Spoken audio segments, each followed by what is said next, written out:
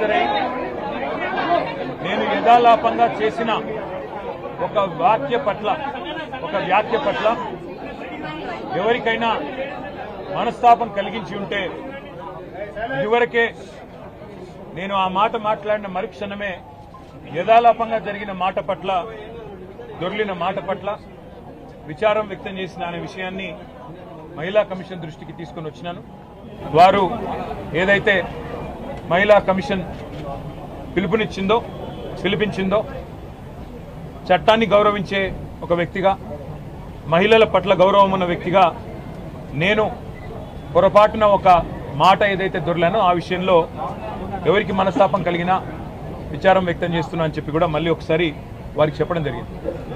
అయితే ఇక్కడ బాధాకరమైన విషయం ఏమంటే చట్టాన్ని గౌరవించే వ్యక్తులుగా, వ్యవస్థల్ని గౌరవించే వ్యక్తులుగా, రాజ్యాంగబద్ధమైన సంస్థల్ని గౌరవించే వ్యక్తులుగా ఇక్కడికి వచ్చి మహిళా కమిషన్ ముందు హాజరు కావాలని మేము వస్తే ఈ సంఘటనని రాజకీయం చేయాలని చెప్పి మహిళా కాంగ్రెస్ కార్యకర్తలు కొంతమంది వారి అధ్యక్షురాల నేతృత్వంలో ఇక్కడికి వచ్చి మా నాయకురాళ్ల మీద దాడి చేసి పోలీసులను అడ్డం పెట్టుకొని ఇక్కడికి వచ్చిన మా మహిళా కార్పొరేటర్లను, మా గౌరవ ప్రజాప్రతినిధులను, అదేవిధంగా మా నాయకురాళ్ల మీద వారు చేసిన దాడి ఏదైతే ఉందో దీన్ని నేను తప్పకుండా మీడియా అంతా కూడా దానికి సాక్ష్యం, ఇది తీవ్రంగా ఖండిస్తా ఉన్నాం. ఇది పద్ధతి కాదు.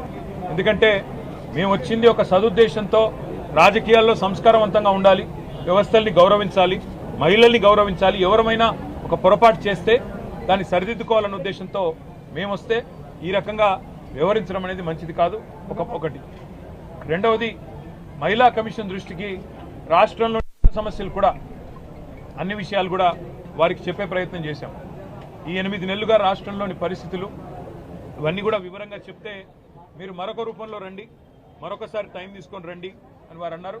అవసరమైతే తప్పకుండా మా నాయకురాళ్ళందరూ కూడా మళ్ళీ మేము కూడా అందరం వచ్చి మొత్తం చిట్టా కూడా వారికి ఇవ్వడానికి వచ్చినాం.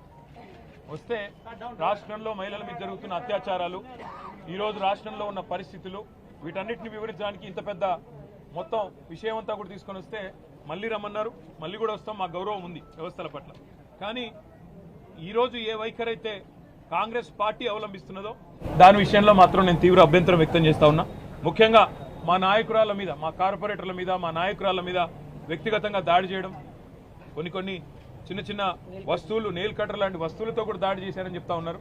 మేము పైన ఉన్నాం, మాకు తెలియదు. మరి దీన్ని తీవ్రంగా ఖండిస్తూ ఇలాంటి సంఘటనలు ఎవరు చేసినా అది మంచిది కాదు. వారి మీద కూడా పోలీస్ ఏజెన్సీలోకి తీసుకోవాలని చెప్పి కూడా కోరుతూ, మరి తప్పకుండా భవిష్యత్తులో మహిళా కమిషన్ రాష్ట్రంలో మహిళల మీద జరుగుతున్న అఘాయిత్యాలు, పిల్లల మీద జరుగుతున్న దాడులు, ముఖ్యంగా ఆడపిల్లల భద్రతకు సంబంధించిన విషయంలో మరింత శ్రద్ధ వహించాలని చెప్పి కూడా మనస్ఫూర్తిగా నేను కోరుతా ఉన్నాను.